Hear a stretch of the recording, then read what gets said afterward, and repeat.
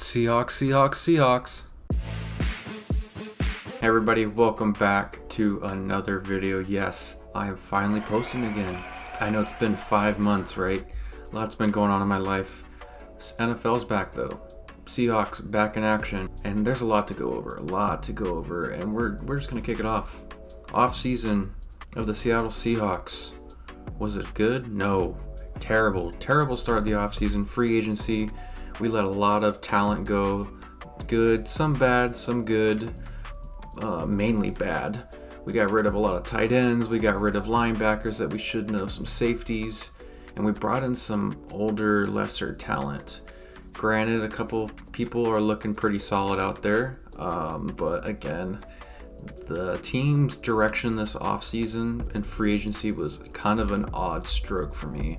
It made me really curious what in the world we were doing. Looking forward to going into the draft. Man, I was hammering hard. We need a QB. I'm not a Geno Smith guy. I'm just not. And I was a huge Bo Nix guy. Unfortunately, we didn't get a quarterback. We didn't get Bo Nix. Shocking.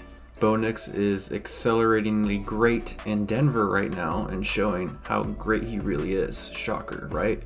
But any of that case, for the Seahawks matter, if we weren't going to get a quarterback, next best thing was to get a pass rusher, help that defensive line, get some pressure on a quarterback. And none other did we draft possibly the best defensive lineman in the draft in Byron Murphy. I was ecstatic when the Seahawks were able to get Byron. Not only did we get Byron, we got a couple other pieces. Christian Haynes, I think he's going to have a nice outlook. So that was a really good feeling after the draft that the Seahawks had somewhat of a direction.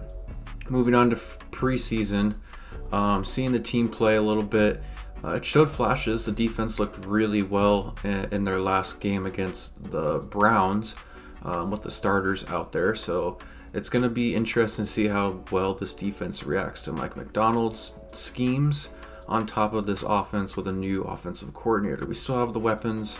We still have solid pieces on the defense that are young and up and coming. My big concerns really is going to be what's Geno's ceiling, and then where are these linebackers going to come from? Are the linebackers going to actually step up? They're putting a lot of faith into these lower tier linebackers, and clearly the Seahawks were kind of having some issues with the linebackers that they had picked up, clearly because they were making trades in the preseason to get more and more linebackers.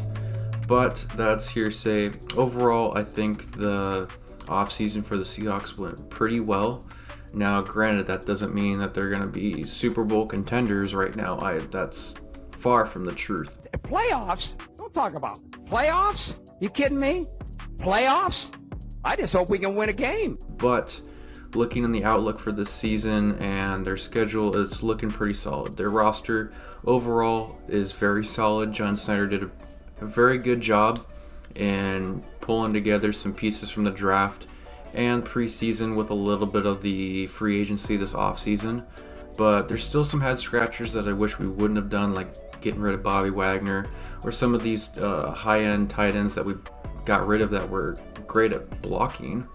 And some of our safeties, like I wasn't a real big fan of getting rid of Quandre Diggs, but Jenkins should be pretty solid. But yeah, guys, Seahawks outlook is looking pretty good. I have a good, solid, I'd give the offseason about a B+, and looking forward to more videos, guys.